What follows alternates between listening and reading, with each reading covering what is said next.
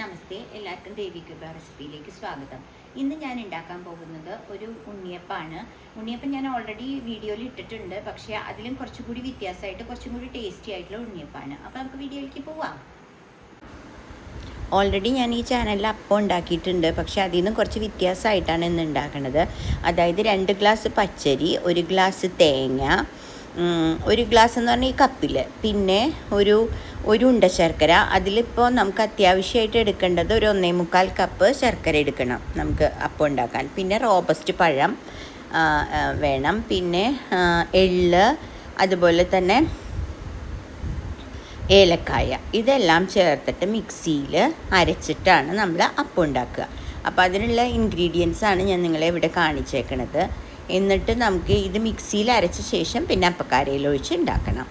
Okay, ഞാൻ പറഞ്ഞല്ലോ അരച്ച് കൊണ്ടുവരാമെന്ന്. അപ്പോൾ ഇത് 2 കപ്പ് പച്ചരി, 1 കപ്പ് തേങ്ങ, പിന്നെ ഒരു 1.25 കപ്പ് ശർക്കര, ഇത്തിരി ഇത്തിരി കട്ടിയിൽ ഉരുക്കിയത്, പിന്നെ എള്ള്, ഏലക്കായ, ഇത്രയിട്ട് മിക്സ് ചെയ്ത്, അതായത് അരച്ച് എടുത്ത മാവാണ് കേട്ടോ.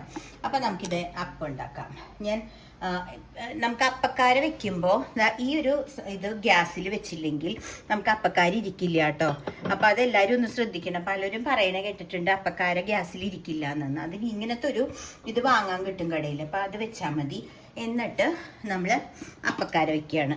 കണ്ടില്ലേ, ഞാനിതിൽ നെയ്യും വെളിച്ചെണ്ണയൊക്കെ ഒഴിച്ച് വെച്ചിട്ടുണ്ട് ഓൾറെഡി.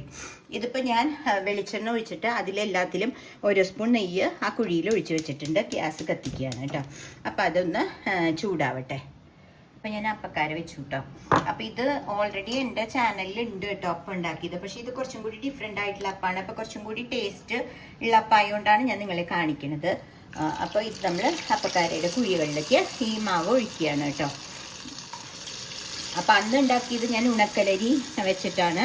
ഇന്ന് ഞാൻ പച്ചരി വെച്ചിട്ടാട്ടോ ഉണ്ടാക്കണത്. അപ്പോൾ ഇതാ അപ്പക്കാരയുടെ എല്ലാ കുഴികളിലും ഒഴിക്കുക. ഞാൻ നെയ്യും വെളിച്ചെണ്ണയും കൂടി മിക്സ് ചെയ്തിട്ടാണ് അപ്പം ഉണ്ടാക്കണം. അപ്പോൾ അതിൻ്റേതായിട്ടുള്ളൊരു ടേസ്റ്റ് ഉണ്ടാവുള്ളൂ. ഈ കറുത്ത് കിടക്കുന്നത് നമ്മൾ എന്താ പറയുക, എള്ള് ഒന്ന് നെയ്യിൽ വറുത്തിട്ടിട്ട് ഇട്ടതാണ് കേട്ടോ ഇതിൽ. അതാണ് കറുത്തിരിക്കുന്നത്. നമ്മളെപ്പോഴും എള്ളും ഇടുമല്ലോ അപ്പത്തിൽ, അതുകൊണ്ട്.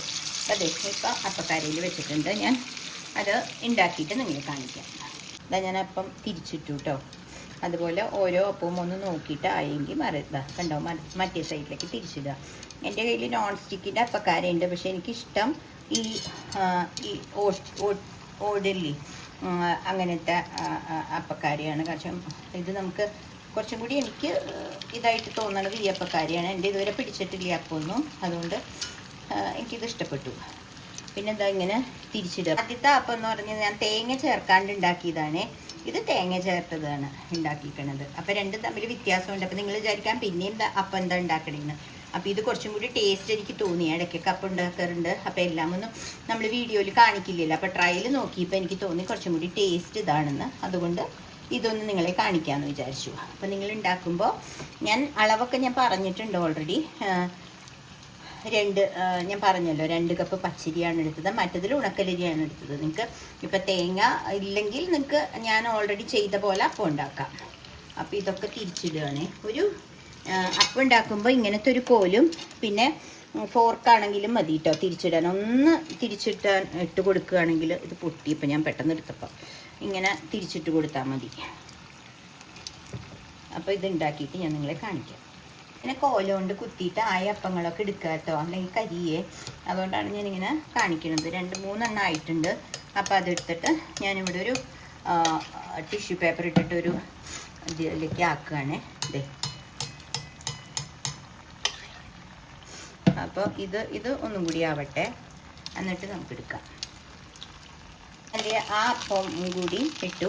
ഞാൻ പറഞ്ഞില്ലേ ഒരു പീസ് അവിടെ വീണിട്ടുണ്ടായിരുന്നു പൊട്ടിയിട്ട്, അതും കൂടി ഇട്ടു കേട്ടോ. അപ്പോൾ അത് കഴിഞ്ഞു. ഇനിയിപ്പോൾ അടുത്ത അതിലേക്ക് നമുക്ക് അടുത്ത ട്രിപ്പും കൂടി ഒഴിക്കാം. അപ്പോൾ ഇതെനിക്ക് തോന്നുന്നു ഒരു 10-35 അപ്പം ഉണ്ടാവും ഇത്രയും ഇതുകൊണ്ട് കേട്ടോ.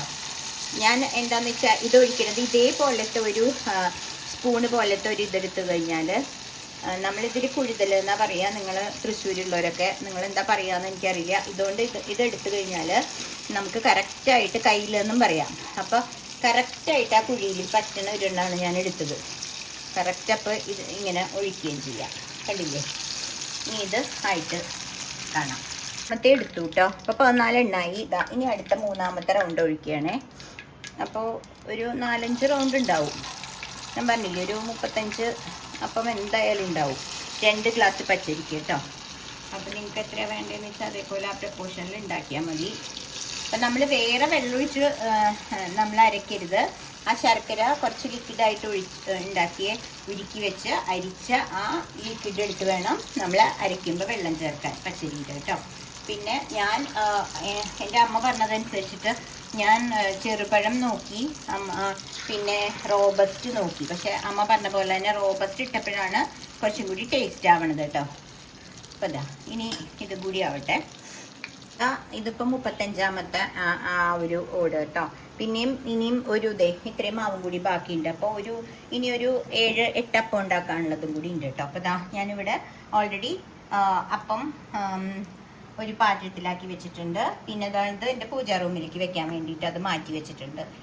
ഇനി ബാക്കി ഉണ്ടാക്കിക്കൊണ്ടിരിക്കുന്നു. അപ്പോൾ എല്ലാവരും ഈ റെസിപ്പി ഞാൻ ഓൾറെഡി ഇട്ടിട്ടുണ്ട്, എന്നാലും ഇത് കുറച്ചും കൂടി ടേസ്റ്റിയാണ്. അപ്പോൾ എല്ലാവരും ഈ റെസിപ്പി ട്രൈ ചെയ്ത് നോക്കണം. എന്നിട്ട് എല്ലാവരും എൻ്റെ ചാനൽ ഇഷ്ടപ്പെട്ടെങ്കിൽ ഷെയർ ചെയ്ത് സബ്സ്ക്രൈബ് ചെയ്ത് ലൈക്ക് ചെയ്യണം.